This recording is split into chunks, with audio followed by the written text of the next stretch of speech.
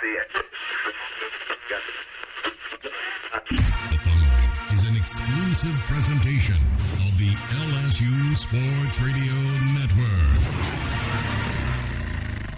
Getting ready for another week of LSU Fighting Tiger football. It's going to be intercepted, taken away. It's going to be Eli Ricks. 15, 10, 5, pick six, touchdown, Tigers! Welcome in to the Coach O press conference. Tell the truth Monday, I can't wait to see our team today. A recap of last week and a look ahead to the battle coming up. Always knew at LSU that you have to win. I know the expectation of LSU is to win, and my goal has always been to win at LSU. Now, to get things started, from the LSU Sports Radio Network Capital One Studios, here is former Tiger Gordy Rush and the voice of your Fighting Tigers, Chris Blair. Good afternoon, Tiger fans. Today's Ed Ogeron press conference brought to you by Hancock Whitney. Hancock Whitney is the official bank of LSU Athletics. Hey, everybody, I am Hunt Palmer, in for the voice of the Tigers, Chris Blair. I'll shortly be joined by Gordy Rush as we get you ready for Ed Ogeron's Monday press conference. Tigers coming off of a bye week last week and moving forward to face the number one ranked Alabama Crimson Tide. The Tide will come in at 6-0 for a 5 o'clock kickoff in Tiger Stadium. Coach Ogeron will talk about the bye week, talk about the health of his quarterback, Miles Brennan, and how his team is going to get ready to prepare for LSU and Alabama. Let's take a quick timeout. We'll come back on the other side of this break talking LSU and Alabama. That's next on the Ed Ogeron pregame show right here on the LSU Sports Radio Network. Stadium seats may have been replaced with recliners. Tailgates outside the stadium have been swapped for the ones in the backyard. And thousands of screaming fans have been replaced by one screaming baby. But the only thing that hasn't changed? Us, watching the game together. It's game time, baby. Test your Tigers knowledge by saying LSU Trivia into your Contour voice remote to enhance your game day experience. Watch together, play together, win together, even if you're not actually together. Cox, bringing us closer. People's Health is your Medicare health team, and People's Health is proud to sponsor your LSU Tiger teams. People's Health knows that when it comes to health care, what works is teamwork. Every People's Health Plan member is backed by a Medicare health team of doctors, nurses, pharmacists, and other health professionals. Whatever your health goals, our team's goal is to help you enjoy the best health possible. So compare your Medicare coverage to a People's Health Medicare Advantage plan. Call for your free information kit. People's Health is the official health plan of LSU Athletics. Hey, Tiger fans, LSU wants to remind you to defend the spread by masking up. The best defense against the spread is in your face coverage. Remember to wear your mask in public. Here are some quick and easy steps to stay well. Always wash your hands with soap and water for at least 20 seconds. Avoid touching your face. Clean and disinfect objects or surfaces around you, and stay home if you are feeling sick. Thank you for doing your part. One team, one heartbeat. Go Tigers! If SEC football runs deep in your veins, then SiriusXM SEC Radio is where you need to be. We're talking conference and team previews, live games, news and analysis from experts like Chris Doering and Aaron Murray, coaches shows, championship specials, and more. Get inside SEC football and do it for free. Listen on your phone, online, and at home with the free SiriusXM trial. Start listening at SiriusXM.com/SECSXM. Continuing with the Coach O press conference. Coming up, we'll hear direct from the coach. But once again, here are your hosts, Gordy and Chris.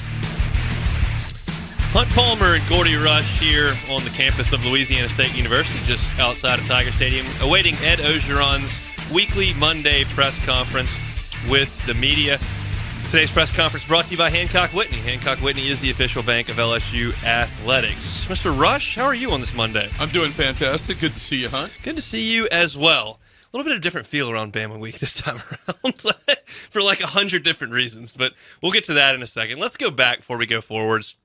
Obviously, the last time LSU took the field, it was a 48-11 dismantling, really, by the Auburn Tigers. A disappointing effort, but they've had now a week to digest that, to work on some things that clearly need to be addressed, and then to prepare from Alabama.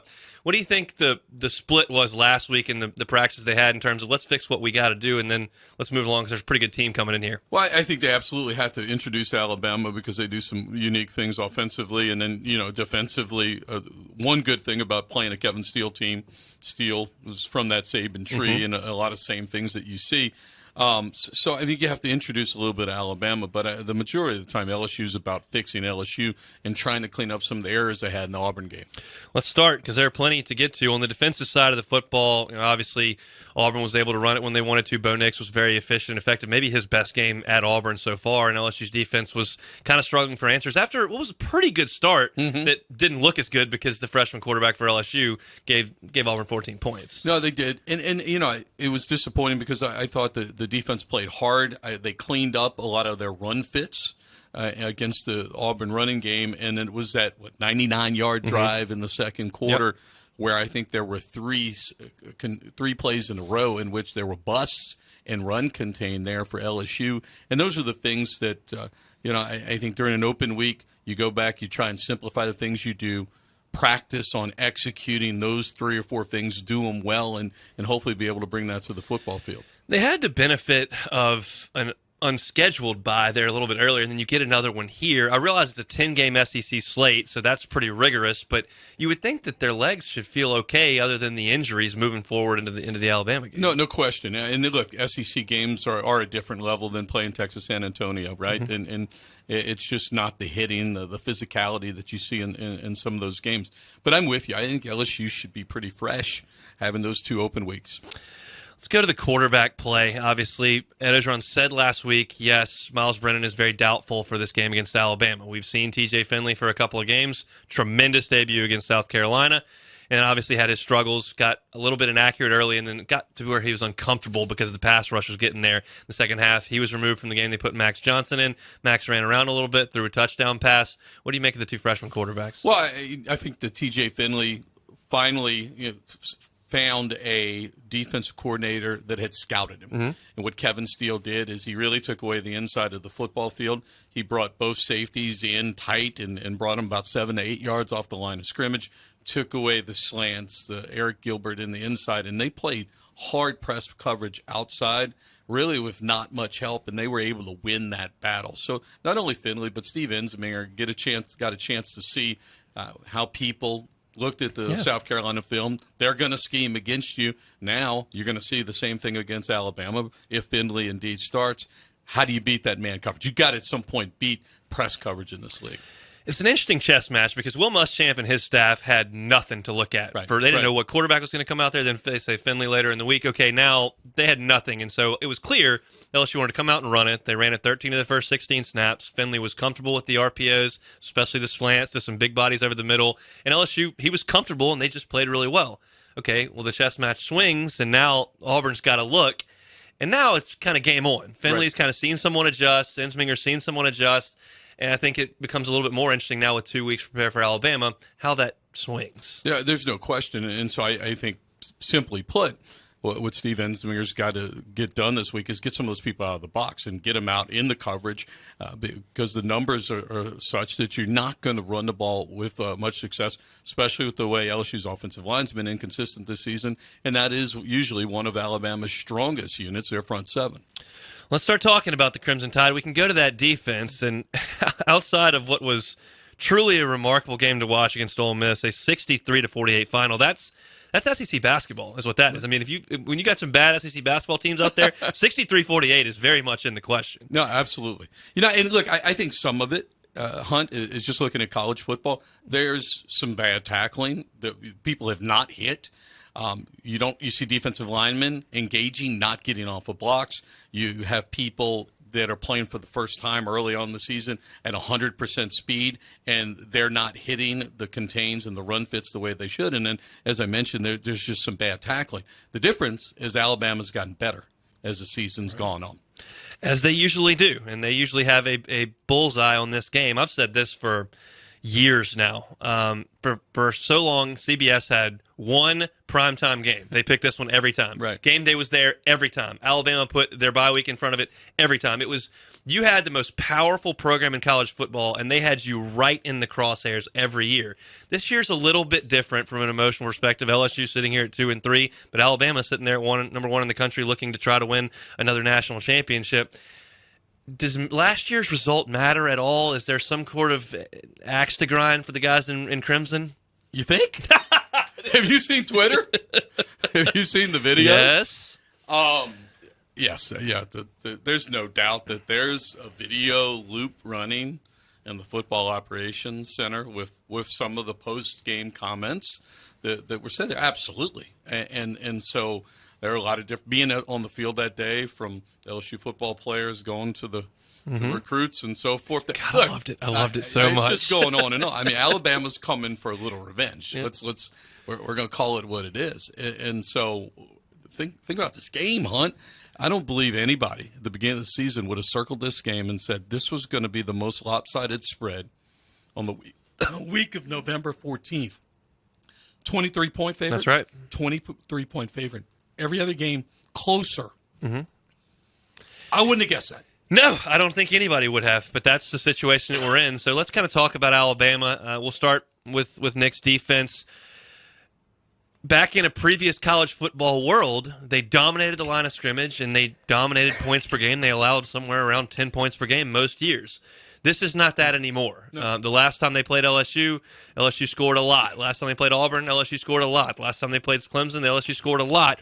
The last time they played Ole Miss scored 48 points. So, the spread has allowed some teams to move the football against Alabama where that wasn't possible 5-6 years ago, but they still got a lot of pros on that defense. They do, and I think to be successful against Alabama, and one of the things LSU did last year, and I'm losing my voice, right?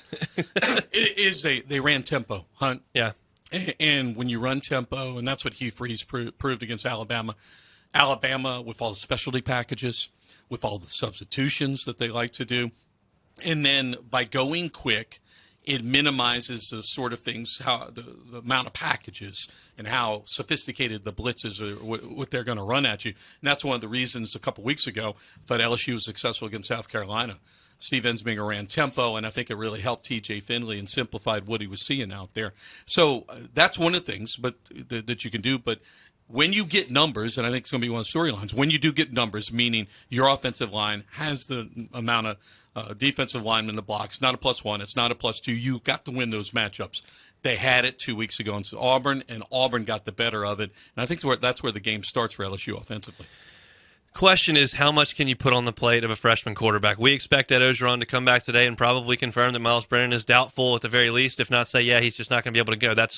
Ed's been remarkably upfront when he didn't have to be about the health of his players, specifically quarterbacks. So we expect to hear that a little bit later in this press conference. But you want to go fast. You like to spread the field. You like to get the ball to the outside, but you've got guys that have never seen this level of defense before that you got asked to do that. No, I think it's more of what you've tried to done so far. What you've done so far, meaning what you did against South Carolina. You go quick. You're going to give him 15 plays, no more, something that he can digest. And really, it's a guessing game with the offensive coordinator. You get to the line of scrimmage. If you go quick, you're going to trust, hopefully, that what you're seeing up in the press box, and either you're going to go with the player, make a quick change, and get out of it, because you're not going to have a freshman at this level that's going to be able to read a defense as sophisticated as Alabama. The Alabama offense, Mac Jones has taken over the reins from Tua Tagovailoa and has been sensational. He's right there in the mix for the Heisman Trophy. He's been accurate. He's been poised. They've made huge plays, and he's got a ton of toys around him, and he's been really good. Yeah, he's been fantastic, and the wide receivers have been awesome. They've recruited well, even with Jalen Waddle and that injury. But for me, what jumps out is Najee Harris. The return, he could have easily gone to the NFL draft. They run the ball as well as anybody in this league. Forget about what the statistics are. And so as a defensive coordinator, pick your poison. Are you going to get up there and try to dedicate some bodies up there to stop the run? If you do so, you're in man coverage, and look out. You think Stingley's got a point to prove this week? Oh, no question. No question on some of those. Devonta Smith. Yep. I mean, one time he's looking at the sideline doesn't really count, but a couple of times, the Louisiana boy got in there and made some plays against Stingley. I would think that he'd be ready to go this week. No question, especially that last one, that the 2-minute press. drill, right? Yeah, okay. Playing a little bit of press coverage up a couple touchdowns. I think Stingley's going to be ready to play football. If I'm Bo Pelini, all that's been talked about over the last 3-4 weeks is we got to simplify things. If Alabama's got 2 weeks and those athletes, and you're going to go out there and one defense, that seems to me to be difficult. But certainly you can't have situations where you're busting coverage because that's even worse. What do you do? Yeah, I don't know. And I think that got them at Auburn a little bit, that they were at times a little too vanilla. And if you get too vanilla, they're going to scheme against you, especially Chad Morris and Malzahn. They did a great job with some movement, and they were able to take advantage of just some basic zone coverages that LSU threw at them. So hopefully you can bring maybe a couple things, add one or two mixes, and do something a little bit different. Because, again, you have Jones that has played some football now, and unlike the freshman for LSU, he's going to be able to read and identify at the line of scrimmage. So let's take personnel and just throw it out. Let's bring the mental mindset of this game. And I feel like I talk about this a lot on the pregame show and some on weekday radio. When LSU plays a team that it's much better than, where they're going to come out and we're just going to go for broke. We don't have anything to lose. We're not supposed to win this game. The shoe's never on LSU's foot, but it is this time. When you're a 3-touchdown favorite and you're 2-3 on the year and you're throwing a freshman quarterback there against the number 1 team in the country, that is the shoe that you're wearing. Do you think that LSU reaches into the bag of tricks? Do you think they go for some fourth downs? Just try to kind of say, hey, we're coming. You got to think LSU has nothing to lose in this game. I mean, you cut it loose. I'm with you from that. And one of my biggest questions is what's LSU's mindset going to be coming after the Auburn game that no one saw coming? Now you've had 2 weeks to sit around here and think about it. And we already talked about what the folks at Tuscaloosa are thinking. Mm-hmm. I mean, they're coming down here with an axe to grind. Is LSU's team going to be able to pick themselves up off the mat and be ready to play this football game, play 4 quarters against the best team in the country? That's my biggest question, because Ogeron's 12-0 after a loss at LSU. He has done a remarkable job. You lose to Troy, go beat Florida. You get embarrassed by Mississippi State, come home and win a football game. He has done a great job, even taking over after a team had their coach fired, and he's the interim coach, and they came out and set records against Missouri that night. This is a different beast because it's Alabama. It's a little bit of a different beast because you're talking about a 10-game season where some of their teammates have already said, we're not playing, we're out of this. This has got to be the toughest motivating job he's had to do. No doubt about it. And when you look at what's happened at Alabama, Nick's done a great job of getting those players to drink the Kool-Aid. You didn't have the opt-outs that LSU had. You had some players that came back to play another year that easily could have gone to the NFL draft, and certainly they haven't had the injury bug, and they've been able to keep everybody together. So, that being said, I think there are a lot of people that came back, and certainly one linebacker that played high school across the street that circled this state that they wanted to get a chance at that. So they're going to come in here motivated. Again, what's LSU's mindset going to be for this game? And I'm never going to question Ed on that front because he's proven over his entire career that if he can do anything, it's to get guys fired up and ready to play. I think for me, it's the guys in that locker room. You want to put the shoulder pads on and go out there and play Alabama, or do you want to roll over and have this thing come off the tracks? That's more important to me than what anything Ed says. And my gut is LSU be ready to play, and they'll come out and play. How long can they sustain it? And how do you react to the adversity in the game? And that was the thing about Auburn. As you mentioned, it was the 2 turnovers, and after the two turnovers, all of a sudden, this became a different football game. Auburn took over the momentum. They took over confidence-wise, and it snowballed from there. And there's another aspect of it that we didn't talk about really a ton entering last week, but it happened. Are we looking at? No, we're getting close. Alabama has played great against LSU so many times, and last year the punter dropped a ball. They busted a coverage on Terrace, but they just didn't play very well. No. And Tua dropped one running in. Like, LSU may need a little help too, and it happens sometimes. And you never know in a game like this. And I'll tell you what, let's stop here. We've got the head coach who's sitting down now. He's ready to go. Okay, we'll get started with Coach's opening statement, and just a reminder to put in the chat if you have any questions, Coach. Okay.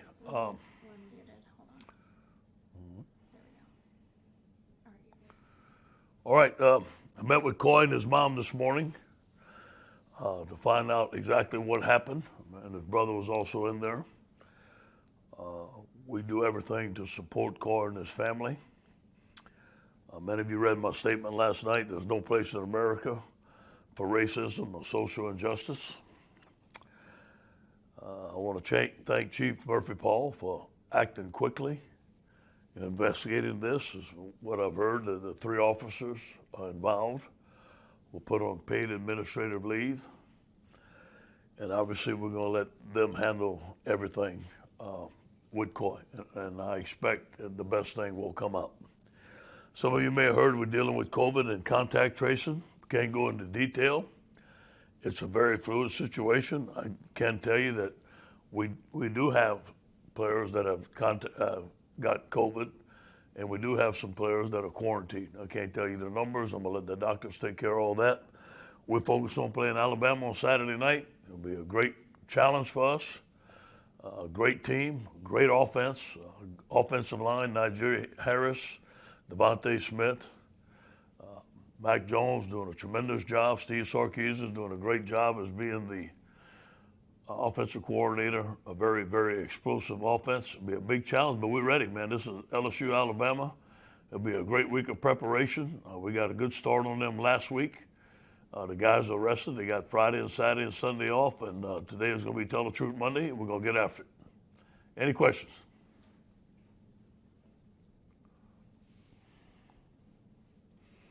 Hey, Ed, I know you probably said, all you can say about specifics with the quarantine players, but, are there any starters that might be impacted about this? Any people that are, you'll have to face on Alabama with this?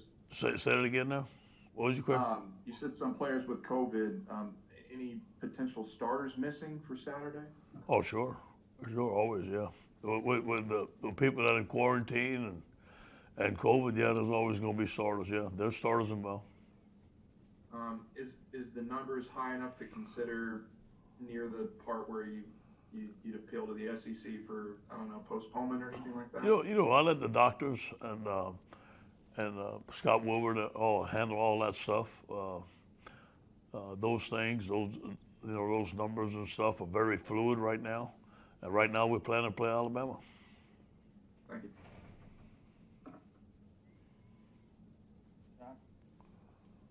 Hey, Coach, good morning. What's up, Jacques? I'm all right, man. How are you? Good. Good. Coach, usually this is the most exciting week of the year, right? Everyone's going to use their ticket. The restaurants and the hotels are packed. And college game days coming to town. And really, there's probably going to be very little of that this week. I'm just wondering what you're going to be thinking when you run onto the field and there's really nobody there. Well, I'm going to be excited to play Alabama. I know that. And I know what this game means to the university, to our football team, the alumni, to the state of Louisiana. It's our biggest rivalry. It's a great challenge. Obviously, Alabama is a great team. So we're going to be fired up, ready to play.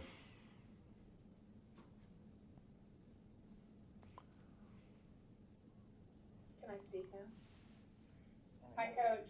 Hello. Just to go back to Coy Moore really quick, I know you can't say much, but he made a claim that as soon as BRPD found out that he was an LSU football player, they sort of just backed off. What do you have to say about that, if anything? I can't comment on all that. I got to let the investigation take its place.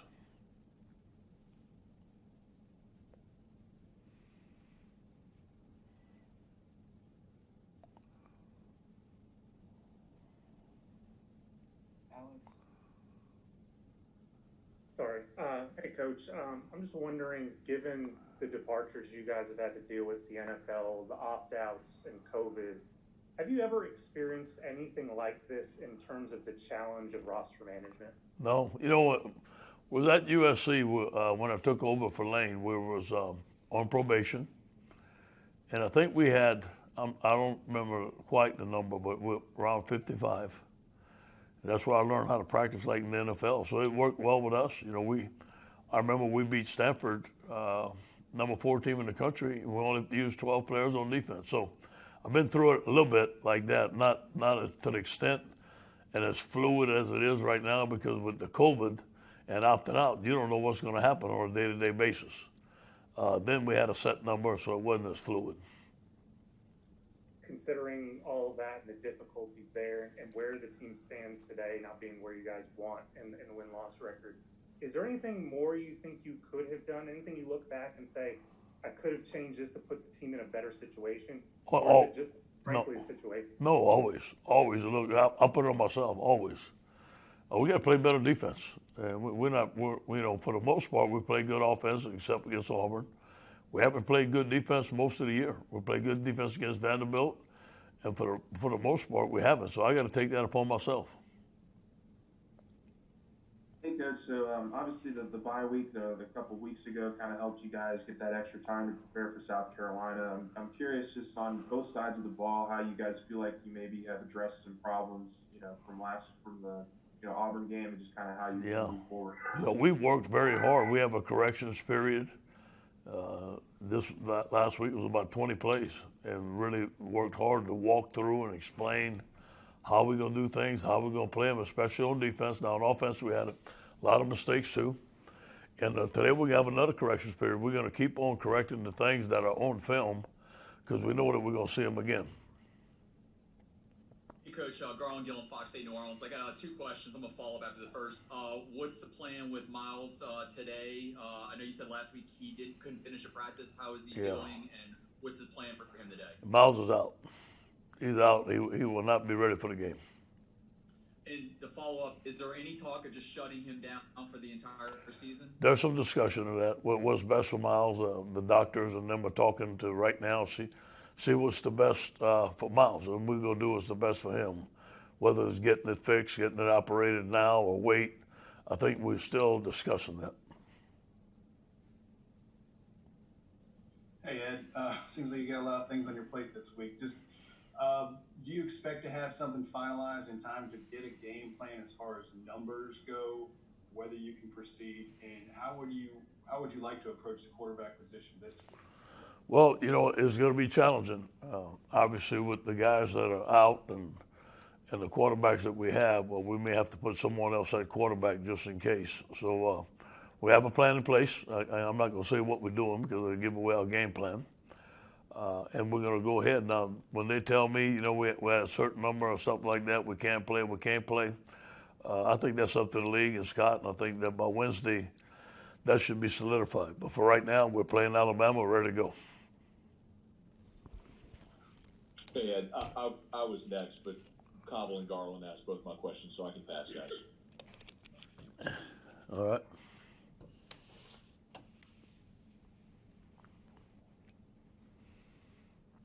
Hey, Ed, I mean, obviously, I guess with the Coy Moore situation, I know, I remember back in August or September, you acknowledged this is something you're learning how to handle. I guess just how has the past 2 months, 3 months kind of taught you how to handle a situation like this with Coy?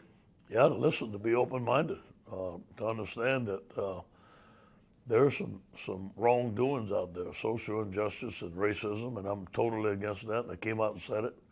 And I support my players just like I support my sons. I was hurt. I was hurt to hear the things that went on. I'm not happy about it, but I know that Chief is going to do the proper investigation. And I just want the right thing to happen. And from what he told me and stuff like that, I just felt bad. I felt bad that it happened to one of our players.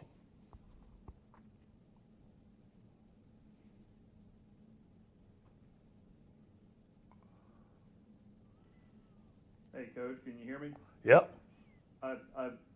This Alabama football team in particular, a lot of comparisons to your offense last year.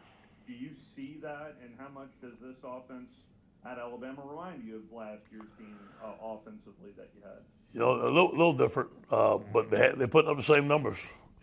Great players, the quarterback's doing a great job, got a great offensive coordinator, great plan. They're running the football well with Najee Harris. The play action pass, the shots, the deep balls. It's different from us. We were more of a spread team last year, and they're not as much as a spread team as we were last year, but very similar in the numbers and very effective. Hey, Coach, I'm told Mike Anderson says you're winning 35-28, so we've got you in the win column this week for the game. Is it a case you're starting a true freshman quarterback? Is just a case just let it rip? Let's just go out and just just have fun? Or? Yeah, it's about LSU, man. It's always going to be about LSU. It's not about our opponent. We got a lot of things we got to get better, man. We're trying to shore up stuff every day. Alabama's going to be a big challenge for us, but you know what? We're ready to play. We're going to be physically ready to play. We got to match their physicality. It's going to be a fun night. And, let it rip. Coach, you always try to, frank, but you always try to maintain an optimistic outlook. After last season, and I know internally not everything goes right that we were privy to seeing, but it seemed like so many things went right for you last year. Is 2020 just on a whole? How have you maintained a positive outlook when it seems like so many things have gone wrong or gone against you this year? I promised myself, Scott, when I got the job at head coach at Louisiana State University, I wasn't going to have a bad day. I'm going to come to work. I'm the head coach at LSU, man. That's something I want to do all my life. Things are going to happen. Adversity is going to hit, but I'm going to stay positive because I want my team to know that we're building the championship program. That's what I come to work every day to do. We rank number 3 or number 4 in the country right now in recruiting. We'll address some needs in recruiting. The recruits want to come here. We have some great young players. We got some great old players. We just haven't put it all together yet, but I'm optimistic. We got 5 games left. I look forward to playing great football. Hey, Coach, I know you mentioned last week just kind of how hard the offensive line took that Auburn performance. I mean, I guess just kind of how in the week since and just how have you seen them kind of grow over this last week and just how do you think you can get the run game going as well this week? Well, we put in some different stuff. I think some stuff that's going to help our guys, fit our players. I thought the offensive line had a great week of practice, great leadership. They were very physical in practice. We still got a ways to go on some things. We still got some things to shore up. But I thought they took it upon themselves to be out there every day and work hard. We had some outstanding open day practices last Tuesday, Wednesday, and Thursday. Monday, Wednesday, and Thursday. Hey, Ed, Wilson Alexander from The Advocate. You mentioned recruiting there a second ago. Last year after that Alabama game, you said that winning the game gave you all a big boost in recruiting. In the years since that game, how much has the results of that last Alabama game and the things that you've done since then helped you out on the recruiting trail? I think the overall year, that helped us. The overall year that we had was major in getting this recruiting class. They watched that championship team, how they worked. And Alabama was a big game, no question. But there were other big games, too, and national championship and stuff like that. So I think the system, I think the players, I think the development of the players. Now, you look at the NFL, our guys are having a lot of success. They're playing very, very well.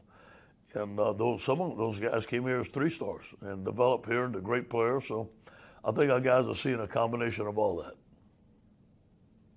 Ed, I know you got a lot of struggles, challenges you're facing right now, and your record isn't where you want it to be.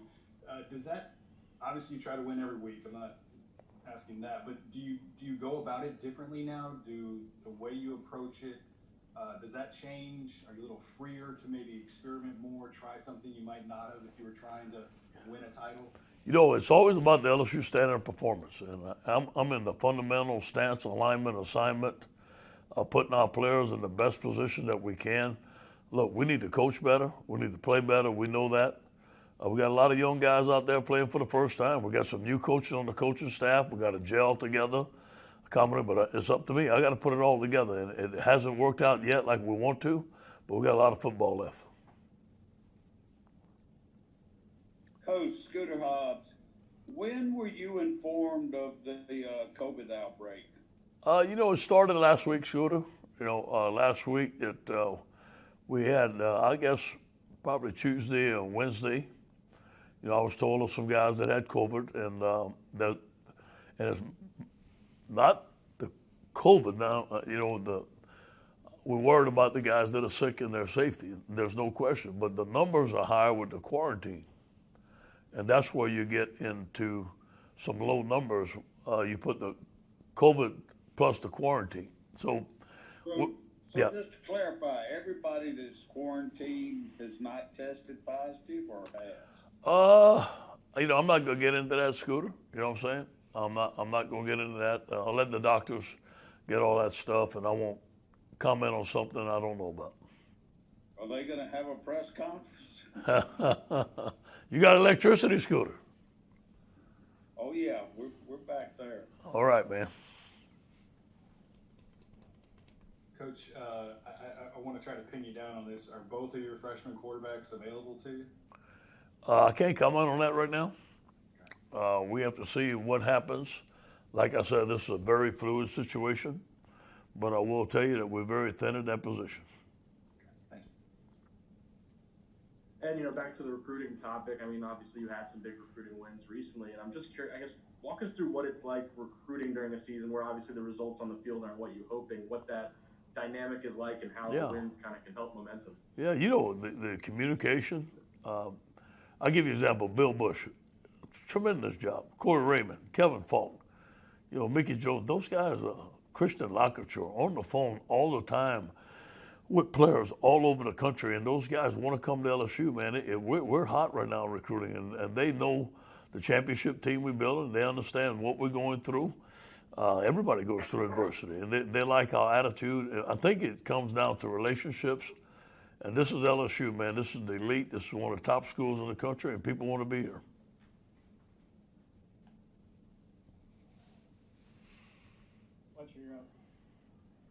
Coach, this is Fletcher Mackle at WDSU in New Orleans. I apologize for asking another quarterback-related question, but you alluded to the fact that you said you may have to play other guys there. Could you potentially shed some light on who that may be? Maybe somebody like Von Rosenberg with a baseball background? Or He played quarterback last week. He did a good job.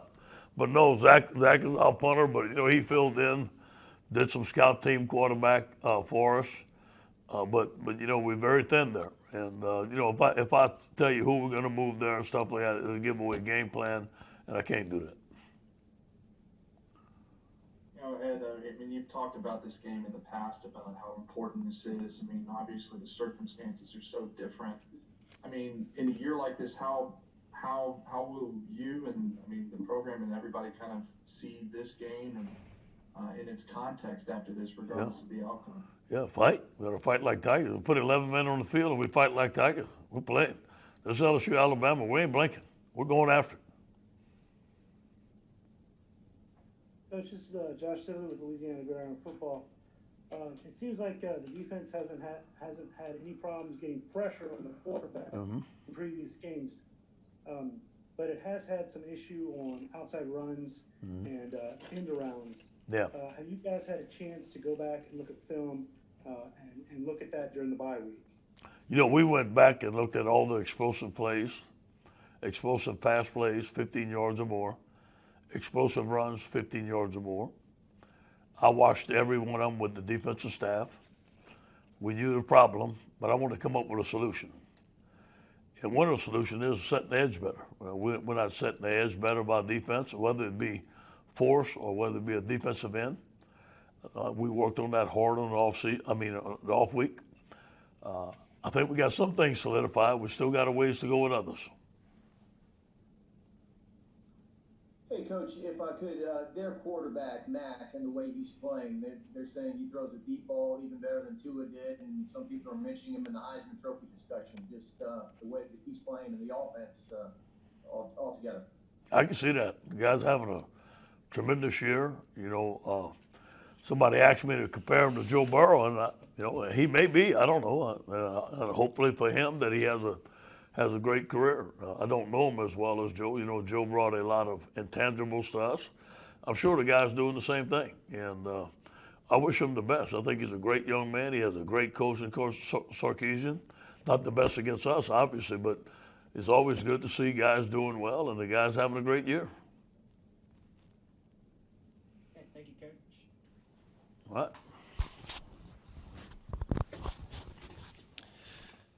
Those comments by LSU head coach Ed Ogeron, brought to you by Hancock Whitney. Hancock Whitney, the official bank of LSU Athletics. Hunt Palmer here on the campus of LSU, across the street from football ops and right in the shadows of historic Tiger Stadium. Some of the more emphasized points there. Miles Brennan, LSU's quarterback, will not play in the Alabama game, and there are discussions being had on whether Miles will return at any point this year. Ed Ogeron would go as far as to say that LSU is thin at the quarterback position and said that there have been a number of positive COVID tests as well as some who are in quarantine. So a lot of personnel decisions that are up in the air over the next 6 days before LSU and Alabama do battle, but such is life in 2020. We'll take one time out, come back and wrap things up from LSU's campus. It's the Ed Ogeron Press Conference presented by Hancock Whitney, and it's on the LSU Sports Radio Network.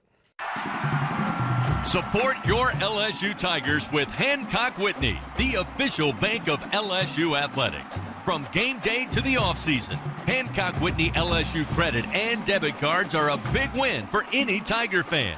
Want to get your paws on these cards? Well, apply online or visit HancockWhitney.com/LSU. Hancock Whitney Bank, member FDIC. All accounts subject to credit approval. Terms and conditions may apply. If this year has taught us anything, it's we can all do more than we ever thought possible. That compassion can persevere through the greatest challenge, and that ingenuity and excellence can transform us forever. At Our Lady of the Lake, we see each person, never simply the patient, because health is a human experience. Our Lady of the Lake, the official healthcare provider of LSU Athletics.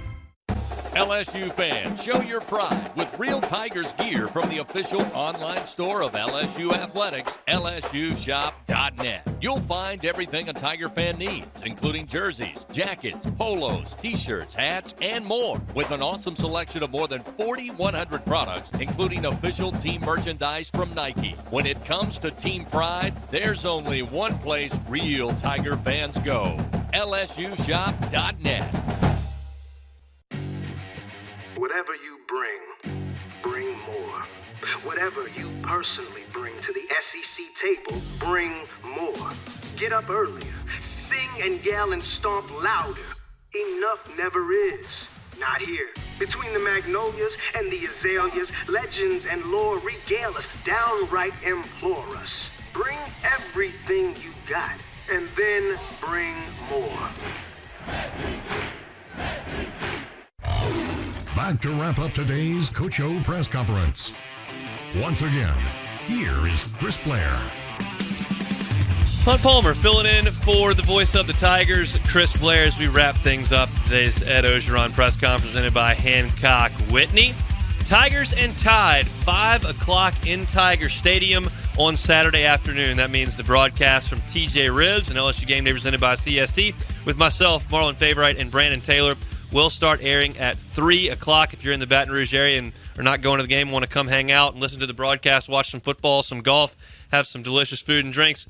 TJ Ribs, 3 o'clock, we will be on the air. Broadcast team will take over at 4:30 for a 5 o'clock kickoff between LSU and the Tide. And, of course, the BMW postgame report will follow the Tigers and the Tide. We appreciate everybody for hanging out. Thanks to Gordy Rush. I am Hunt Palmer signing off from the campus of Louisiana State University.